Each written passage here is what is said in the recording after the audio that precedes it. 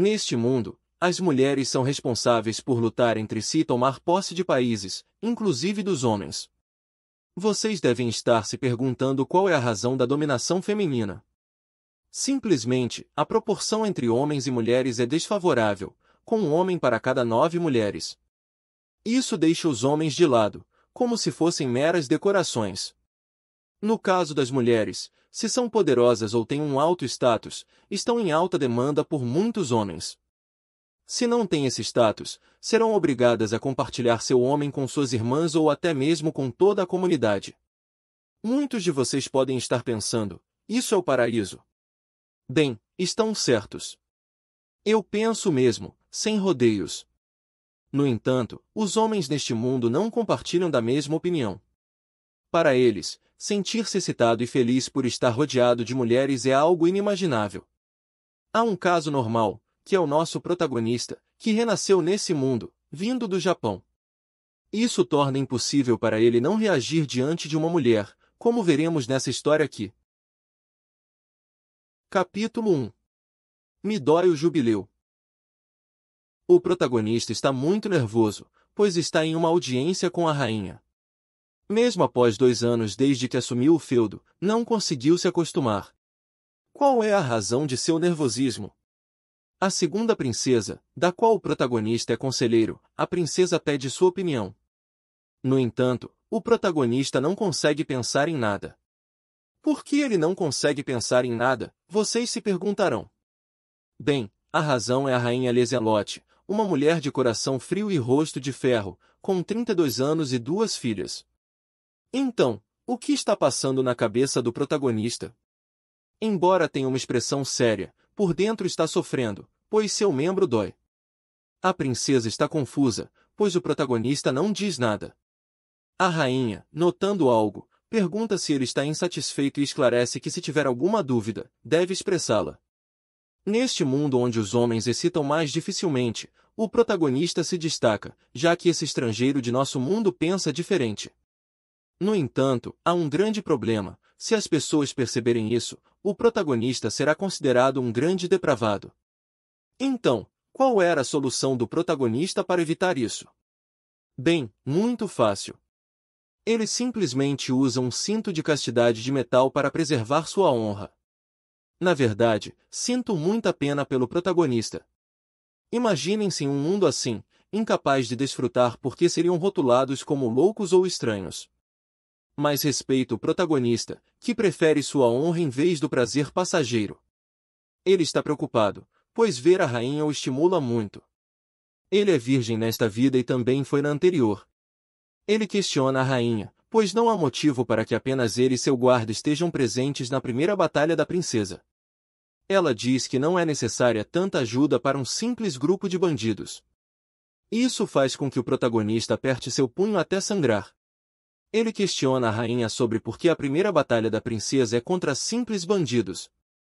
Provavelmente, vocês pensarão que o protagonista está muito irritado com a rainha, pois ela subestimou a princesa e todas essas coisas. Bem, não. A verdade é que ao protagonista lhe dói o jubileu. O protagonista em sua mente estava amaldiçoando a rainha, pois ela estava exibindo seus atributos diante de uma pessoa pura como ele. Ele se acalma pensando que não pode desonrar sua falecida mãe. O protagonista quer permanecer puro até o casamento para honrar sua mãe. Esse é o meu protagonista, continue assim.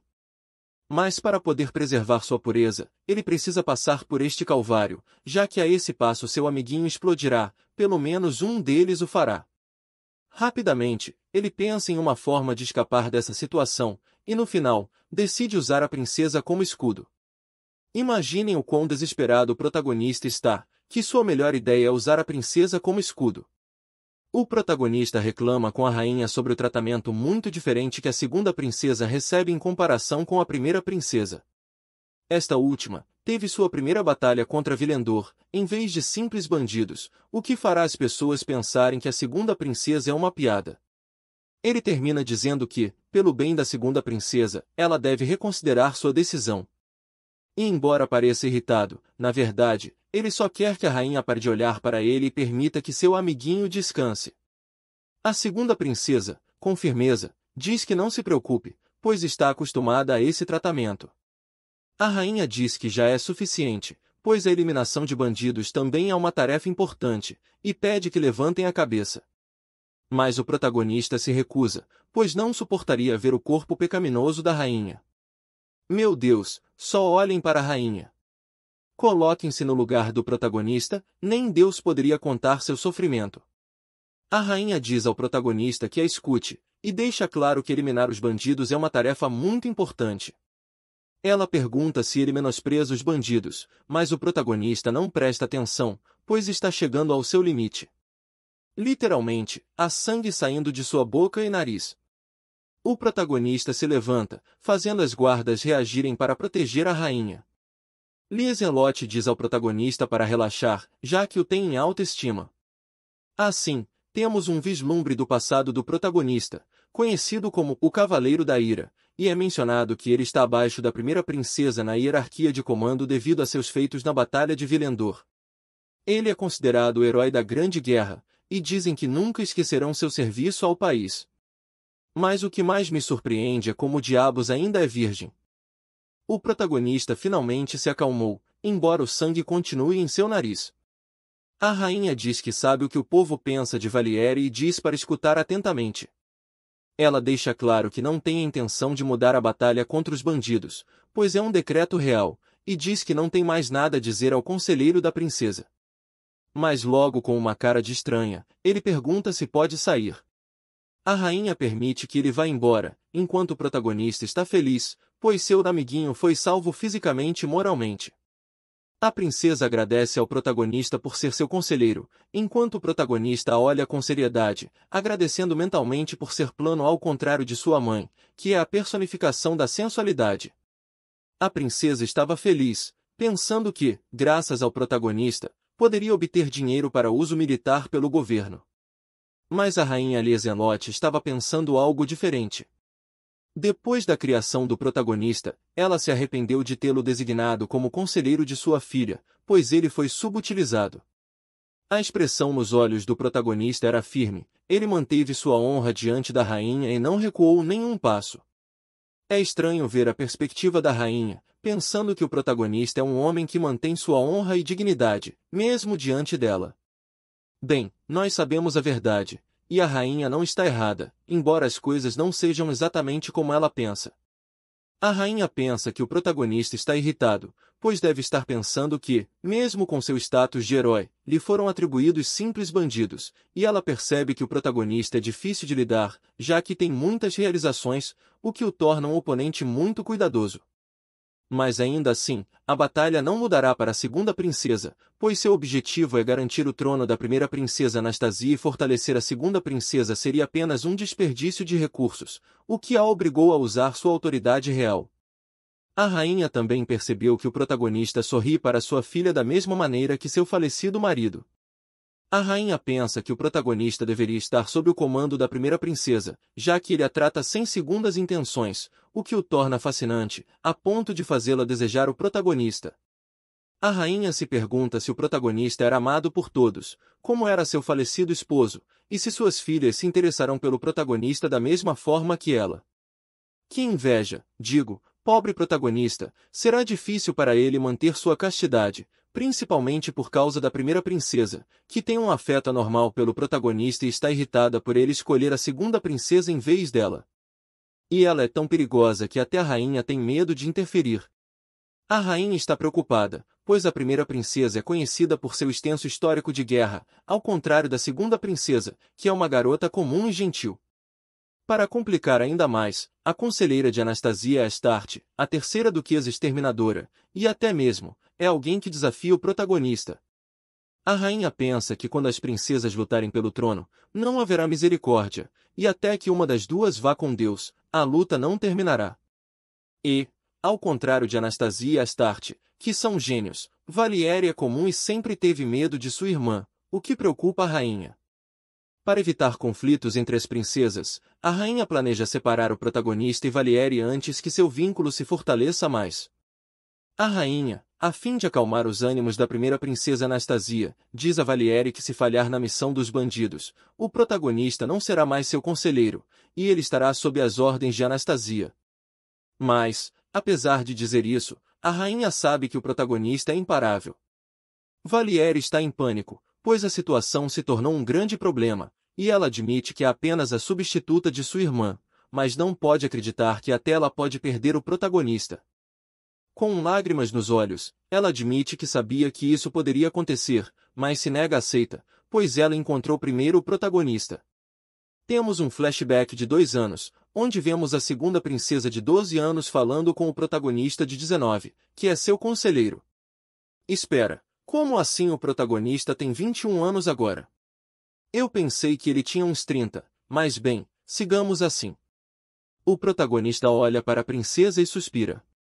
A princesa, irritada, reclama de sua atitude e diz que está dando a ele a oportunidade de ser seu conselheiro. O protagonista responde calmamente e diz que não há benefício para ele. A princesa quebra a cabeça e finalmente encontra uma resposta. Ela diz que sabe que ele quer uma audiência com sua mãe, então ela aceita, talvez isso possa ser ainda esta semana. O protagonista ri e diz que isso parece bom. Vendo que ele não estava convencido, a princesa oferece dinheiro. O protagonista diz que não foi uma boa oferta. A princesa decide oferecer mais e diz que o deixará escolher a expedição militar para o cumprimento. E antes que ela pudesse oferecer mais, o protagonista a interrompe e pergunta por que diabos alguém tão feio e grande como ele seria querido. Ela responde com um sorriso e diz que, se participasse de um torneio, ele seria o mais forte de todos. O protagonista fica perplexo, mas simplesmente responde que não sabe, já que não pode participar desse tipo de torneio, pois é homem. A segunda princesa responde com um sorriso e diz que é melhor se darem bem, já que ambos são pessoas que não podem chegar a ser os melhores. O protagonista, com um sorriso no rosto, diz que isso soa bem e aceita ser seu conselheiro, procedendo a beijar-lhe a mão para selar o acordo. Voltamos ao presente e vemos a princesa dizendo com convicção que a única coisa que não quer é que tirem o Fausto dela, ou seja o protagonista. Capítulo 2. Lady Astarte. Fausto, nosso protagonista, está pensando em como as coisas têm sido ruins desde que se tornou conselheiro da princesa. As guerras não param, além das audiências com a rainha, que fazem suas partes íntimas sofrerem, sem contar o problema atual dos bandidos, o que o faz lamentar essa decisão. Um par de garotos vestidos como meninas o observam, falando sobre o quão musculoso ele é, algo completamente estranho neste mundo. Os garotos o criticam com comentários ofensivos. Estranhamente, a beleza neste mundo é guiada pela compleição dos homens. Os magros e pequenos são considerados fofos, enquanto os robustos e musculosos são vistos como uma aberração, algo completamente horrível para a sociedade. O protagonista já está cansado de tudo ao seu redor, sendo insultado, tendo que lidar com a rainha sexy e suportar a dor nas partes. Ele só está esperando pelo dia em que possa se casar e viver em um lugar tranquilo. Mas vamos aprender um pouco mais sobre o passado do protagonista. Fausto é reencarnado, mas não apareceu aqui como adulto, ele cresceu desde pequeno. Nasceu de uma mulher realmente estranha, cujo marido morreu logo após seu nascimento. Sua família toda dizia para ela arranjar outro marido, mas ela nunca o fez, pois amava e respeitava seu falecido esposo. Apesar da pressão familiar, que queriam uma sucessora para a família, pois relembrando, nesse mundo as mulheres são as dominantes, nesse mundo, ser um homem era o pior que se poderia ser. Mesmo assim, ela decidiu treinar seu único filho, Fausto, com ensinamentos e técnicas de luta exclusivas para mulheres, tornando sua infância bastante difícil. Ele teve que se adaptar a este novo mundo, treinando e estudando quase todos os dias. Essa era sua rotina matinal diária. Fausto, apesar de tudo, não estava ciente da diferença entre homens e mulheres, porque sua mãe nunca quis falar sobre isso. Obviamente, mais cedo ou mais tarde, ele teria que descobrir. Decidiu deixar sua cidade para se tornar um lutador, percebendo que era o único rapaz lutador neste mundo.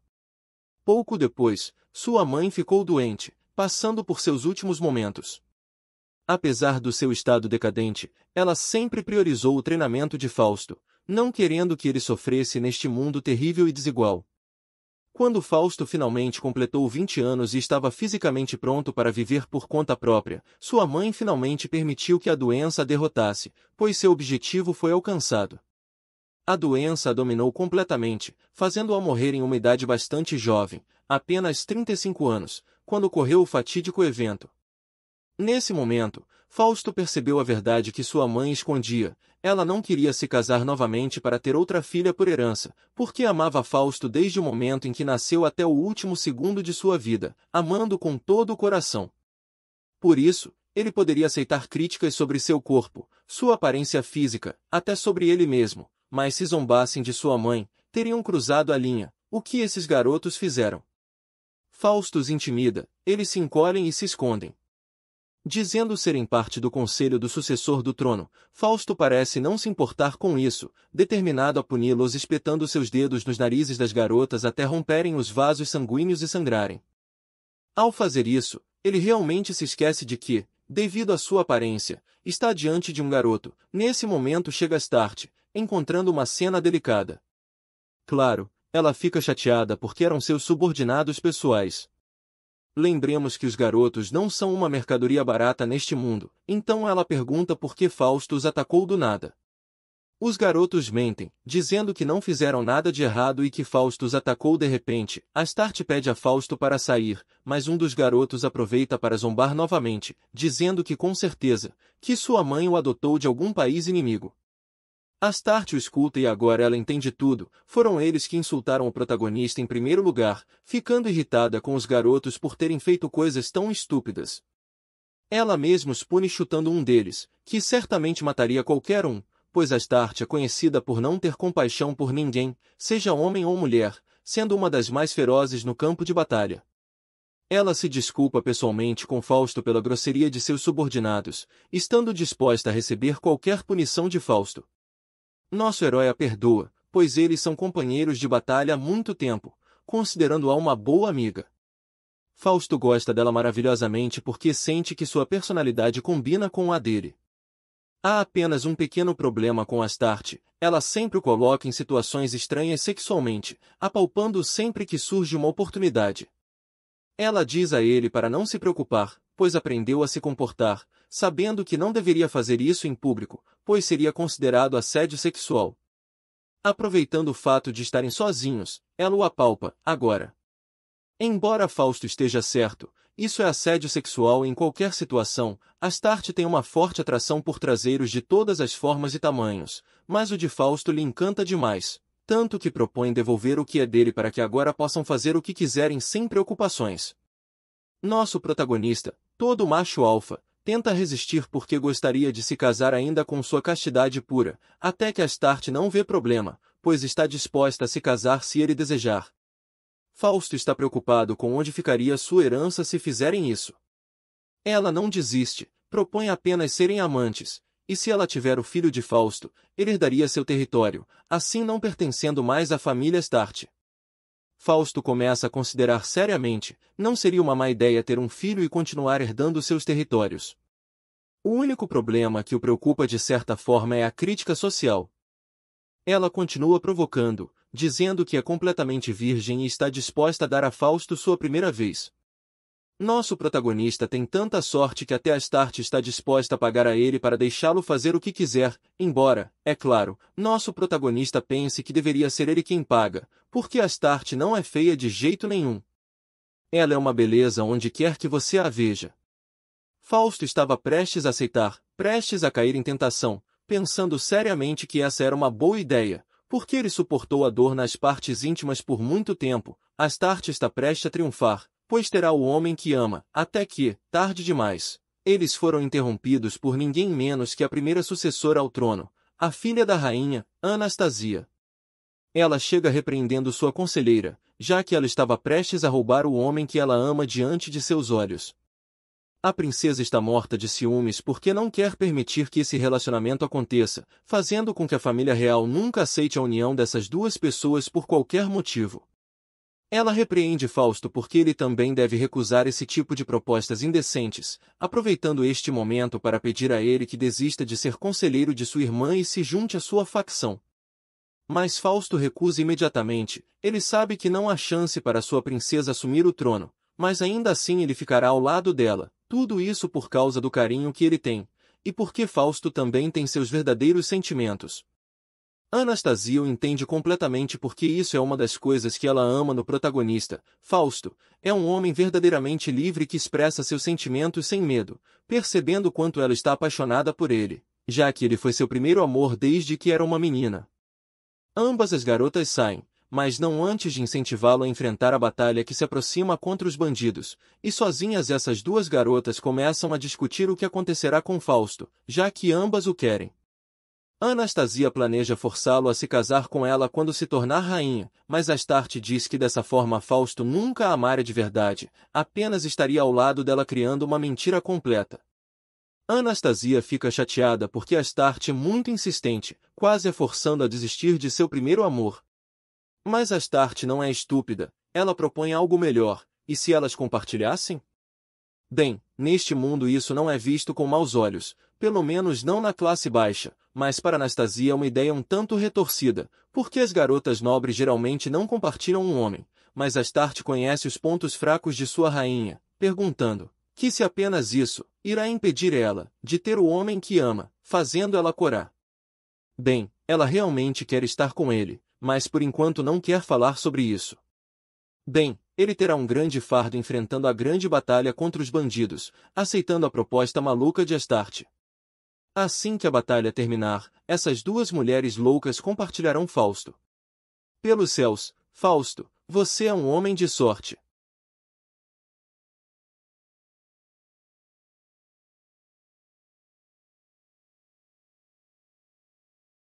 Capítulo 3. Para nada popular. Passaram-se alguns dias e uma garota misteriosa chegou aos aposentos do Sr. Fausto, que, aliás, é uma mansão muito luxuosa.